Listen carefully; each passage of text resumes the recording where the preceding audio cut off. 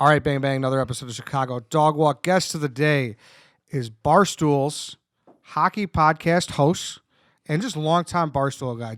Listen, if you've been here since, the paper days, you know this guy. Back in the old Jim McMahon days, if you remember what I'm saying there.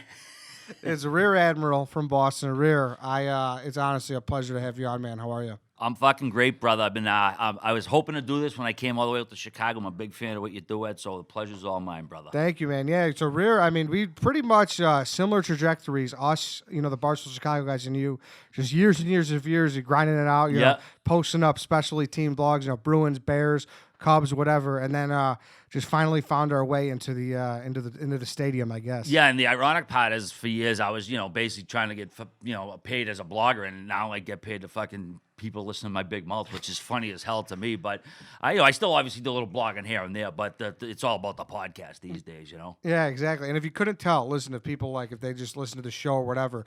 Rear Admiral, he is in fact from Boston. So yeah, Charlestown neighborhood of Boston. Although I do live in South Boston now. So how's South Boston? South Boston is a yuppie playground, like the rest of Boston has been. And this isn't a bitch session. It's just like cities change. That's what happens. It's like that's what they do.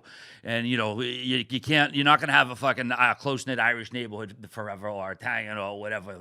They've been going away. It sucks to see, because the whole spirit of the neighborhood, the heart of the neighborhood leaves. There's no mom and pop stores left. Everything's fucking, the prices are ridiculous. It basically started in the North End, then it kind of rippled over to Charlestown, and now it's really found its way over to Salty. Now, having said that, if I was a 25-year-old fucking guy in Boston, I'd be living there, and it's like fish in a barrel right now, because it's just unbelievable. It's all young kids, fucking great restaurants. It's been good for the city, but it does suck losing. You can't find a fucking $2 Budweiser anymore unless you're at the Elks or something. You know what I mean? You can't get a $10 plate of steak tips anymore. The prices are just ridiculous. So I've been to Boston for the first time. I went like a year and a half ago, 2 years ago, and I think I stayed there. Stats, does that sound familiar? Yeah. I think Gaz is probably there right now. Yeah, that's Gaz's parked to the spot. bar like Norm from fucking Cheers. But yeah, Stats, very popular bar. Yeah. So I stayed right across from there. I was shocked at a couple things though, because I like how it still looks like the area that it used to be. Yeah. In a sense, it's got kind of that old school feel. And there's like a 7-Eleven there that closes. I was very rattled by that. Yeah, dude. I know the one you're talking about. Yeah. How does that happen? Well, that's the thing.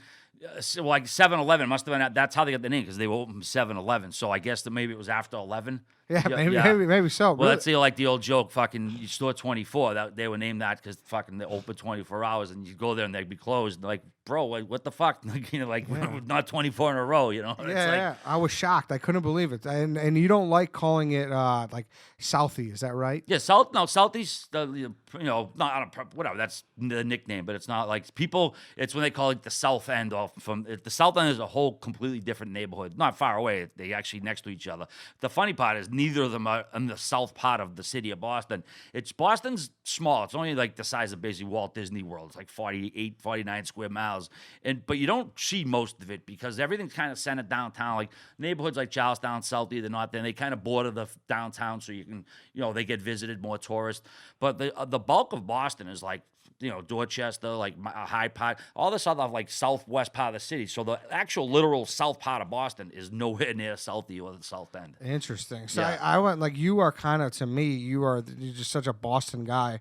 Like I know no one's the mouthpiece for the city, because you get in trouble doing that, right? But I'm just curious about some of your takes about, I guess, misconceptions or something like that. But are you in on Mark Wahlberg? Like, do you like that guy? Am I putting you on the spot here? No, not at all. No, I'm on the record as talking shit about him. Yeah. I just giving a quick thought before I spoke. No, Boogie Nights is one of my favorite movies of all time. He did tremendous work on that. Actually, I think his career peaked with that. I'm not a fan of most of his movies. I'm not particularly a fan of him, I guess. It's funny. I told the story, I think, before. He actually, when he was Marky Mark too, he was like this kid from Dorchester, who thought he acted black, he was a blackhead in the early 90s Boston, late 80s. But Boston obviously has a troubled racial history, and in certain neighborhoods, if you were a white kid acting like that, it was like, fuck's wrong with this kid? And he had a problem with a kid who I was friends with, and instead of fighting him on his own, Marky Mark showed up at the fucking the basketball yard, and sicked his 300-pound black bodyguard on the white kid from the neighborhood, instead of just fucking throwing down with him. this fucking all ripped up fucking, Calvin Klein, and he wouldn't even fucking scrap with a neighborhood kid. And yeah, like I said, at the time in Boston, the racial dynamics, they were a fact. Like sick and, a bodyguard on him, but it was a big black guy who beat the kid up. Kid ended up fucking getting a broken jaw. He sued Marky Mark. When was this? This was, early 90s maybe. Oh, wow. Yeah, he got his jaw broken and shit, but he sued. He ended up getting like $400K off of fucking Wahlberg. Yeah, I mean, it was a fucking, instead of just fucking, you had this tough. So ever since then, I kind of put a sour taste in my mouth. I know he's done a lot of good things. I wasn't crazy about the Marathon movie. Like, I think, he didn't do nothing wrong. He played a role, but it's just kind of like the whole. I know that everything that happens, they're going to make a movie about. I mean, fucking 9/11 is fucking 9 movies about it. I mean, you knew it was going to come with the Marathon. It's just the whole, like, put himself in this hero role for that wasn't even a real thing. Sometimes some of the things he does puts a bad taste in my mouth. But, again, he's successful. He's fucking, the fact he's a city kid who's come from, not that he should have. He was in jail when he was 16. He could have easily went the other way. I give him credit for that, for turning his life around and making something of it. Like I said, I guess long story short, I'm not a fucking big fan. Okay. All right. And you have some experience in the movie business, right? A little bit. Yeah. So you were is this your claim to fame? I don't know what it is, but it's one of my favorite things is you were an extra in The Town. I was. How was that? It was awesome. It was a really cool experience. I had gone to a handful of casting calls over the years. And, you go in, you're in line with fucking a million plug uglies who look just like you. You read the line off, and it's such a crazy process because there's nothing you can do perfect or whatever. It's just if the casting director, like, has what you want, then boom, that's it. Like, it's such a fucking random thing. So I had gone to, a bunch of them. So I went to the one for The Town. Me and my brother both went because we're from Charlestown. Movies about Charlestown bank robbers. And I think I wrote right down everything. Like, I could play a cop or a criminal. Like, I can kind of do either or if you want. And the movie started, and one of my buddies got called that he was played one of the feds in it. He actually said, "Hey, come to the set." And this was before anything happened with me. I met John Hamm, hung out with him for like an hour. Awesome dude. But I wasn't on the movie yet. So the movie was getting made for like 3 months. Fucking, I got a call. "Hey, this is so-and-so with casting agency. You still interested in being an..." Absolutely. Okay, can you be in Lynn, Mass tomorrow or whatever? Sure. So I show up, Lynn, Mass, this disgusting dive bar, like gross. And I was a cook. Like, that was the fucking title, cook. They put me white T-shirt and an apron. They said, bring a white T-shirt. They put an apron on me. And, like, I had to stand in the fucking cooking area. They were legit roaches there. I'm not even lying because they had food there just for, like, the props. They were, like, legit fucking roaches back there. So it's the scene with John Hamm and Blake Lively where he's like slyly telling her he's a fed, but he's like kind of flirting with her at first. And then when she's realizing like he's a cop and the camera slowly pans, well, like there's my reflection in the mirror, like kind of gets right between them two. Now, obviously you can't tell it's me. It's a big white blob. But like when I see the movie, I'm like, fuck, man, that's me, man. So it's like, and there's actually a still from Entertainment Tonight where it's me playing as Dave, which is actually pretty cool. So it's like my real proof that I was in the movie. But to be like on the set all day and to like watch actors act and like, because they don't say those lines once, man. Like, it's like, no, they did them like 20 fucking 30 times because they got to get it from each side so they can edit it all together. And they were pros, man. I don't think they flubbed one line and like, really? Yeah, it was just like, but what was funny, I was kind of nervous. Like they were the only two like talking. I was like, had a spatula, and I was supposed to be acting like I was fucking, Mel's Diner from Alice, back there fucking, cooking and shit. I was like the only one who could really fuck things up if I hit something too high with the spatula, because I'm kind of moving. So like I had to be cognizant, like don't be the asshole here. You're these shithead extra, you multi-million-dollar movie set. But it was a cool experience to be up close and to see how movies get made. It's like, and to see what, which can be a long, boring, tedious day and how it gets transformed into this thing. It was cool to be a part of. We can't even do ad reads, and we got these people memorizing all these lines. Yeah, exactly. Yeah, it's a real talent. I know people, "Oh, how hard is it?" Well, it's fucking hard. It's like, it's not something everybody could do. Otherwise, everybody would. So, and again, it was cool hanging out with John Hamm. I didn't really talk to him the day I was filming because I didn't know if he was a method guy. You just don't whatever. The guy's working. I didn't want to be like, hey, like try to catch up with him.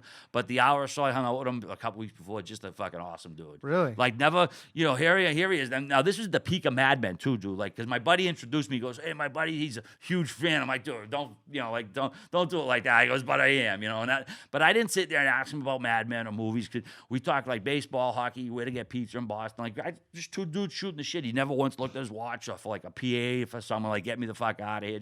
That's the way to awesome go, dude. though. That's the way to go. Like you don't want to sit there and like. I mean, I don't mind it. Like I mean, listen, we are obviously. I'm not saying we are John Hamm, but people come up to us and say what's up, and I never really care. But it is cool when they have a normal conversation. You know what I mean? Yeah, absolutely. So, yeah. So I bet he appreciated that. Yeah, and then it's funny. A couple years later, we ended up having him on Spit and Chicklets. Oh, did you? Yeah, which is pretty funny. I mean, he didn't remember me. I think he pretended he did, but it felt good anyways. Yeah, he's a blues guy, right?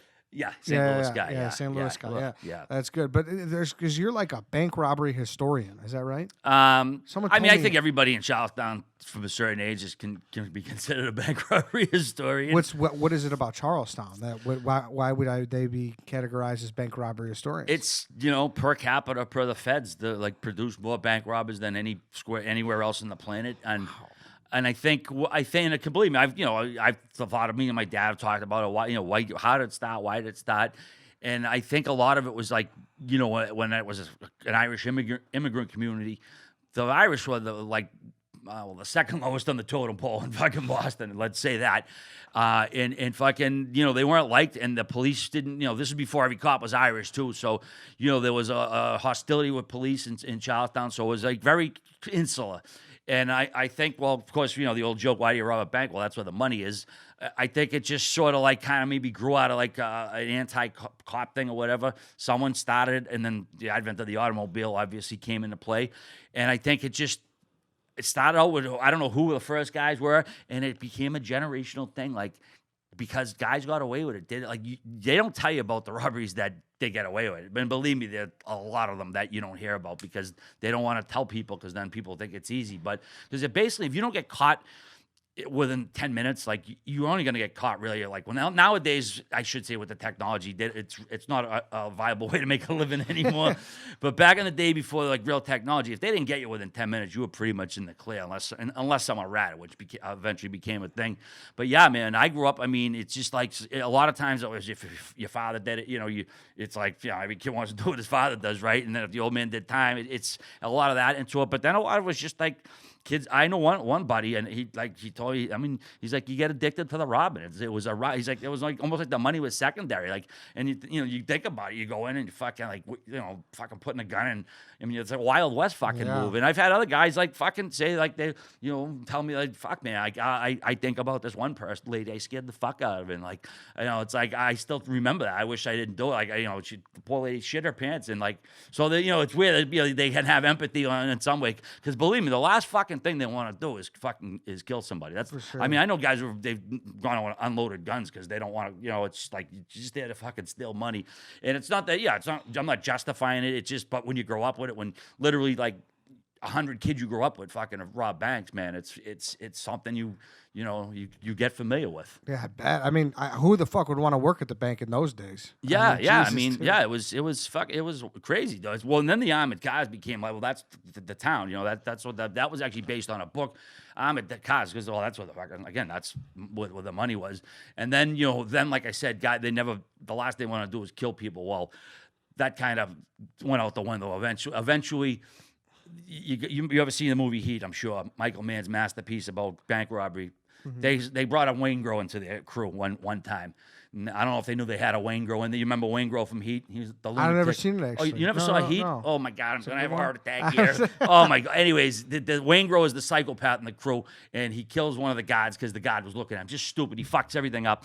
Well, that happened on a score, and they ended up killing guards, and it was kind of like a game change. Because I can't remember the last time it happened. It was and then it happened again. It was all right, dude, this is You know, it's like you can't just, you know, one thing, okay, there's like I said, that kind of Wild West, like you could go and rob the bank, don't hurt anybody, but now you fucking killing guys. It's like, all right, like, so, and then too much. it's just like, fuck, man, it didn't, I guess I lost some of that romance, I guess, you know, when you grow up with it and, you know, people do it, it's like, hey, whatever. It's just, it's a weird thing to people who aren't from the area, but when you're from there, and it was just normal. Speaking of watching stuff, you know one of my favorite things that you do is What's I that? love on Twitter when you just throw out the "Dude, where's my car?" AMC at like 3:30 in the morning. Oh yeah, a little late, late night movie post. I'm obviously a huge movie guy. I'm a night owl, so you know it's more like a PSA. People and I hate when people are like, oh dude, how there's a game on? It's like fucking asshole. Do you think I watch every single thing I tweet? I just tweeted 7 movies at the same time. Like no, I'm just letting people who are weirdos like me still up. Like, hey, this is on, you know. Love that. Yeah, that's always my favorite. Like Boogie Nights, HBO. Like Oh, it's, yeah. I don't know. It's just like, and it's in all caps. It's just that is just perfect Rear Admiral to me. I Thank love you. it. Thanks, I love man. it. I appreciate that. I love it. But Rear, man, it was great. It's great to have you in Chicago. What are you doing here? We are here because we're doing a shitload of interviews with Blackhawks. I think Yeah. we got a few flyers lined up. We go down to New York, obviously headquarters, to check in every once in a while, do a bunch of interviews down there. Then we realized, well, we can go to another city, get a different kind of crew of interviews. So we come out here.